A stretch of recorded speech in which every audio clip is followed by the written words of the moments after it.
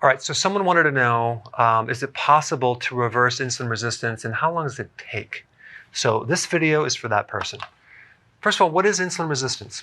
It's a condition whereby the cells are no longer absorbing insulin. So insulin is being rejected, okay? And so in the receptor for insulin, it's just not receiving insulin anymore.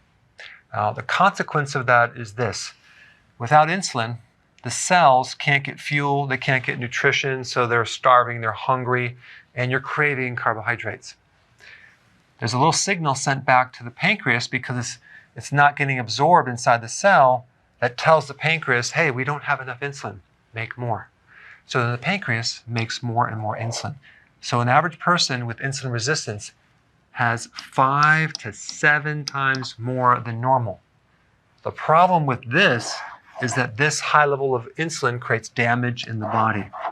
Also, the fact that it's not getting into the body that well, it can raise your blood sugar. So you got high blood sugars because the purpose of insulin is to lower the blood sugar. So we have this dynamic of the hormone trying to do its work, but it can't. So then it can't control the blood sugar, so it can start going higher and higher and higher. Yet at the same time, the cells are starving, they're hungry, and if you have insulin resistance in the brain, then if they can't get fuel, they die. That's Alzheimer's. Okay, so that's really what it is. So what causes insulin resistance? The overexposure of insulin.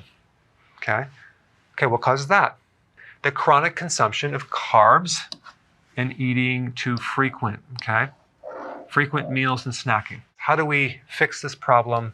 Well, you just reverse the process and you do prolonged absence of insulin. So we just avoid the triggering of insulin over a period of time. Because here's the problem. If you don't fix this, you're not going to get weight loss. So all those workouts that you're doing are a waste of time. All the diets you're doing don't really work. And you're going to be hungry all the time, so you're not going to be able to stick to it. Now, based on my opinion, it takes between 3 to 8+ months to reverse insulin resistance. But the cool thing is, you can also reverse prediabetes and type 2 diabetes. Now, my guess is that doing keto is responsible for maybe 20 to 30% of the improvements. Intermittent fasting is responsible for about 60% of the improvements. If we add those together, we get about 80%.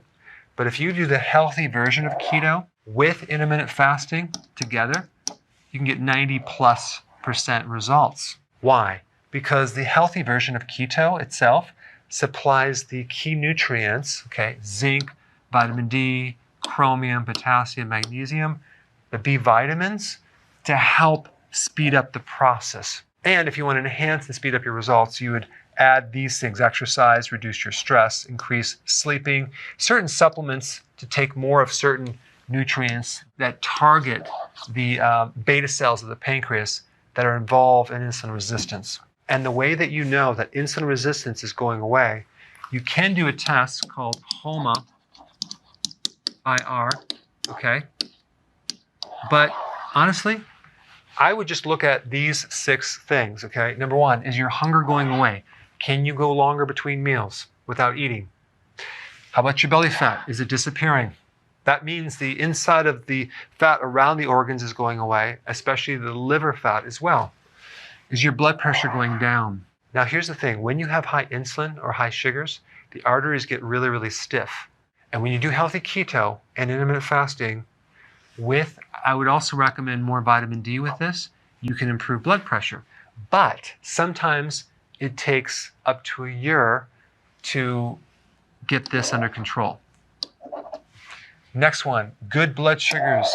Now, for most people, you're going to see change immediately. Now, if you've been a diabetic for many, many years, I'm talking type 2, it could take up to a year to really get this blood sugar under control. Number 5, no dawn phenomena.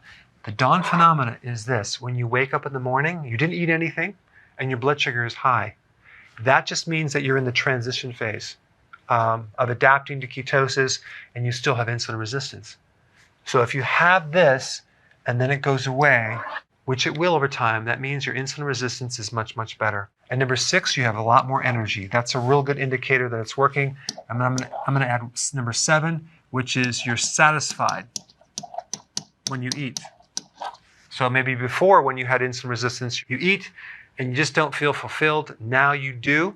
Of course, you're going to have to eat the right foods, but the feeling of being satisfied after you eat tells me that the nutrition is going into the cell. It's working.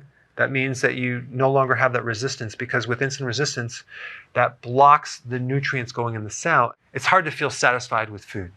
Anyway, thanks for watching, and I will see you in the next video.